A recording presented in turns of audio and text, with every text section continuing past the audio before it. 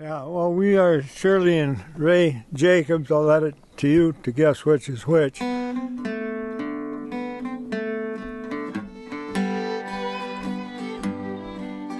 These logs here were part of a purchase I made of 5 cords of firewood.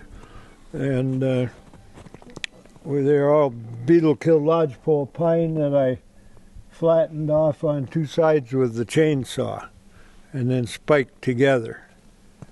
Got them all on a $25 wood permit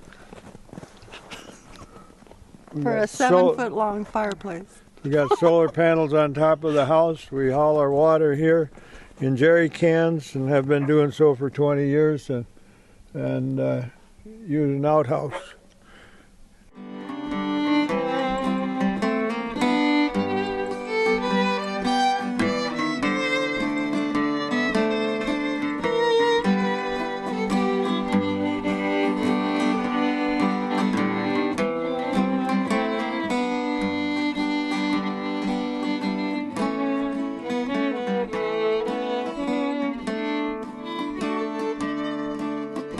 The 1990 Fiddle contest in Polson, Montana, I tried to get a motel in Polson and was unable to, and I had to go 12 miles south to Ronan. And so I checked into the Starlight Motel, and as I checked in, I said, "Is there any other fiddlers staying here?" And the lady said, "Just one, Shirley Brown." She said, "Well, she's playing the contest and she's only been playing the fiddle for 3 months." And I said, "Tell me her room number. I'll go over and offer to accompany her." So I went and knocked on her door. She said, "Come on in." And I told her what I had in mind, and so I think we might have played a little music that day even, or did we arrange to? I'm not sure. And she only told me a long time later that when I left there that I somehow, I don't know how this happened, I had a piece of toilet paper hanging from the back of my 10-gallon hat, trailing down a couple feet or so. See the great divide and the trails we used to ride.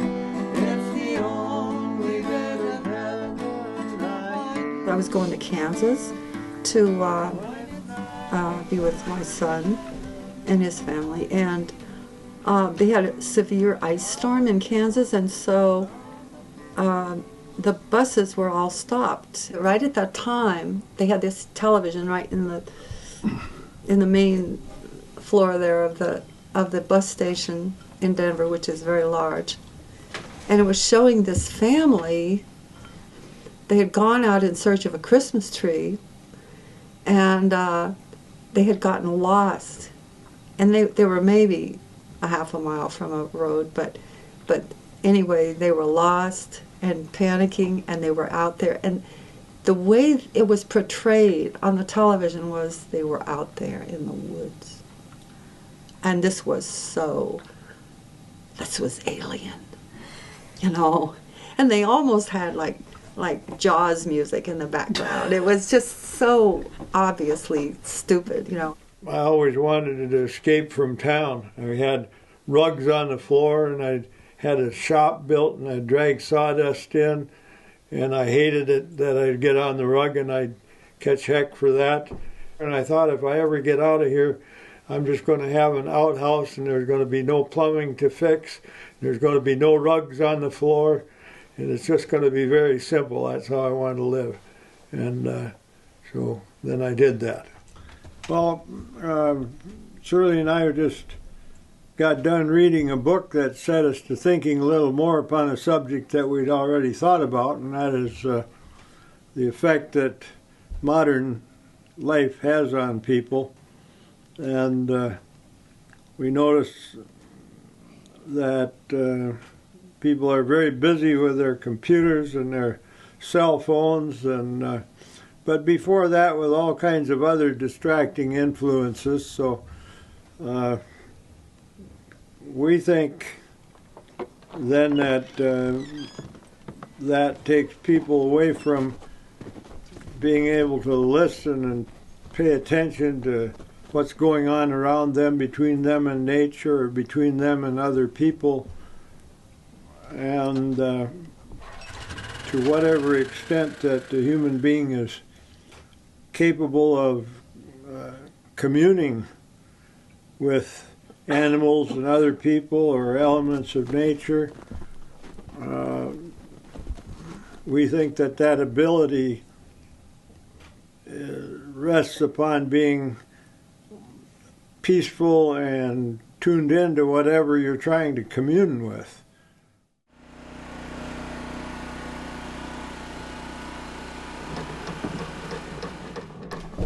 One day my brother, who lived down the Bitterroot Valley, was up visiting me in Eureka while I was teaching there. This was in 1976, I believe. And I said, let's go out and build an instrument together. And he said, okay. So we made it with 3 strings on it. It's rectangular in shape. This one happened to have a piece of particle board for the back. He used bolts for tuning machines. He used welding rod for frets, set into little grooves I made with a table saw. And it had a big round hole like a guitar has in it. When I heard it, I told my brother, I said, this sounds a whole lot like an instrument that I've heard on the radio, but I've never seen one. It's an Appalachian dulcimer, and I said, I'm going to call this a Rocky Mountain dulcimer.